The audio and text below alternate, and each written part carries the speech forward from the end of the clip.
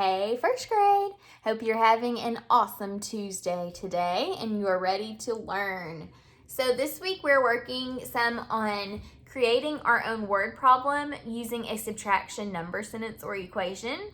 And we're also working on our math fact strategy of November, which is double minus 1. So let's get started first with our number talk. Okay, so here is our equation, 6 plus 5. We need to solve 6 plus 5. Now remember, we can use double minus 1 whenever we have two add-ins that are right next to each other on the number line. Are these two numbers right next to each other on the number line? Yes. If I'm counting 1, 2, 3, 4, 5, 6, they are right next to each other. So we can use double minus 1.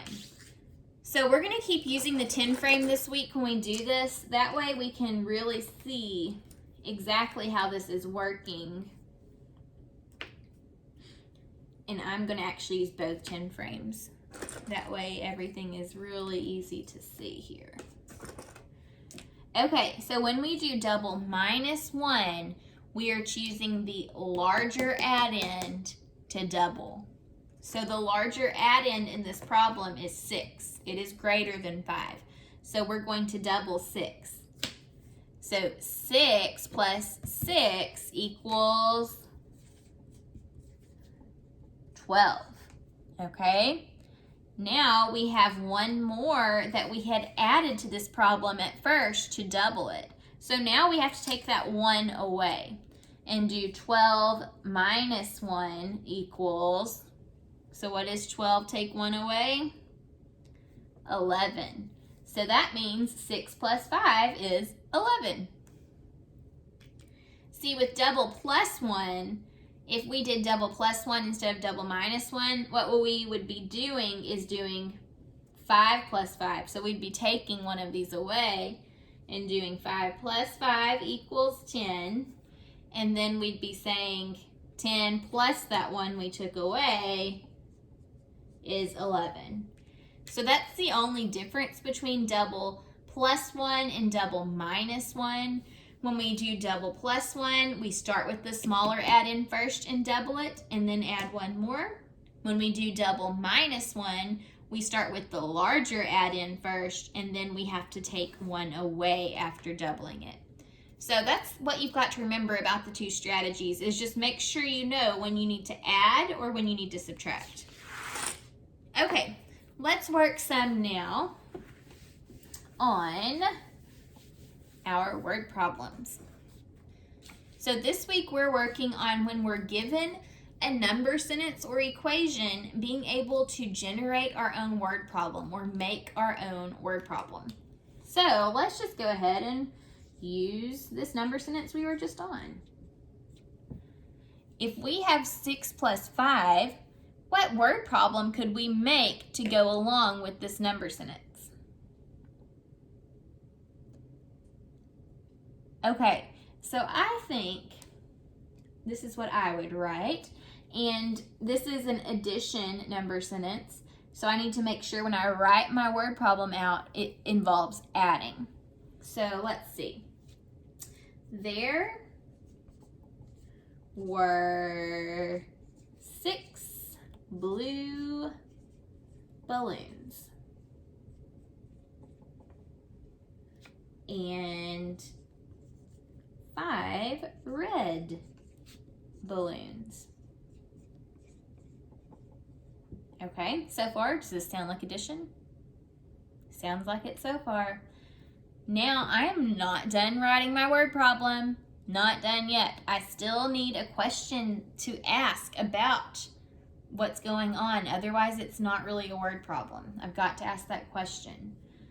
Okay, so my question has to involve adding. So how many balloons are there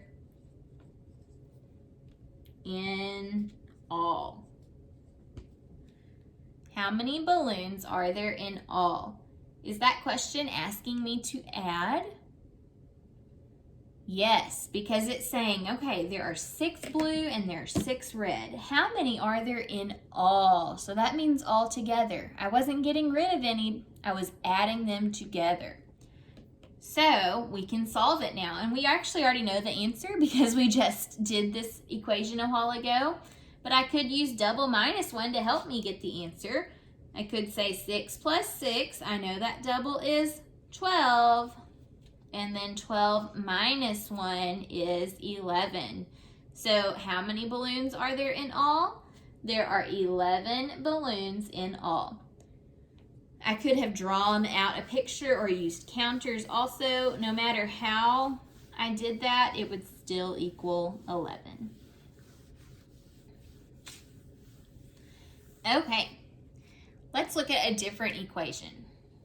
What if I give you this equation? Let me write it a little bit higher up so I'll have room to do my word problem.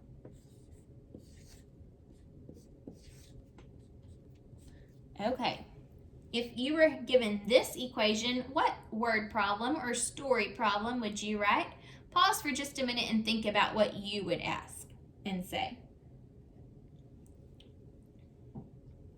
Okay, so the first thing that I notice about this equation is that it's subtraction. So when I write my word problem, I'm going to need to start with a whole together, and then I'm going to need to take some away as I'm telling my story problem.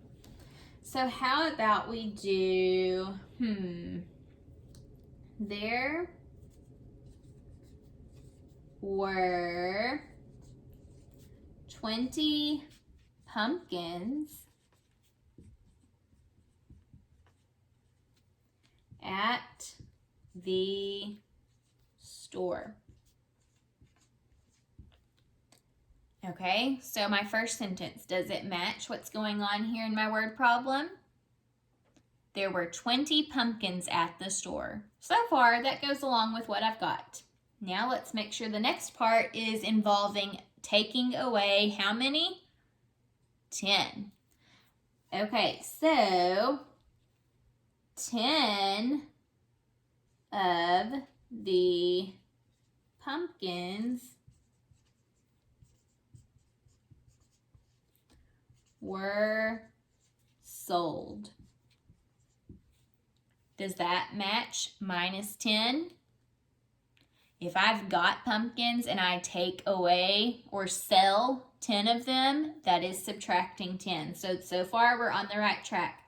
Now, in order to complete this word problem, we need to ask a question.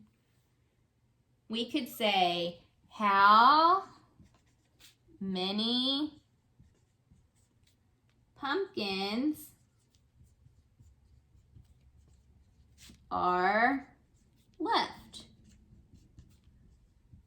Does that work? Yep, that works. So there were 20 pumpkins at the store. 10 of the pumpkins were sold. How many pumpkins are left? So we need to now solve the problem. So I can use a 10 frame to do this. So if I have 20 to start with, that means both of my 10 frames are going to look what? They're both going to look full because 10 and 10 is 20. So let's get 20 out here on my 10 frames.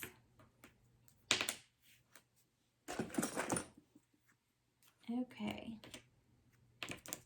All right, here's 20. See, both of the 10 frames are completely full. All right, so if I have 20 and I take 10 away, a whole 10 frame when it's full is 10. So I just need to take a whole 10 frame away. 20 take away 10 is, how many are left? A full 10 frame is left. So 20 take away 10 is 10. So did we answer the question that we'd asked? How many pumpkins are left? There are 10 pumpkins left. So when you create your own word problem, make sure that you are asking a question at the end. Word problems have questions that you have to solve. Okay, I'm going to leave you with an equation today, and I want you to create your own word problem at your house. So, if you have this equation, 14 take away 2.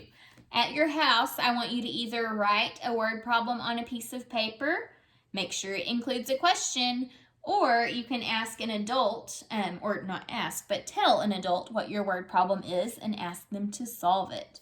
All right, don't forget to include those questions in your word problems. See you tomorrow. Bye.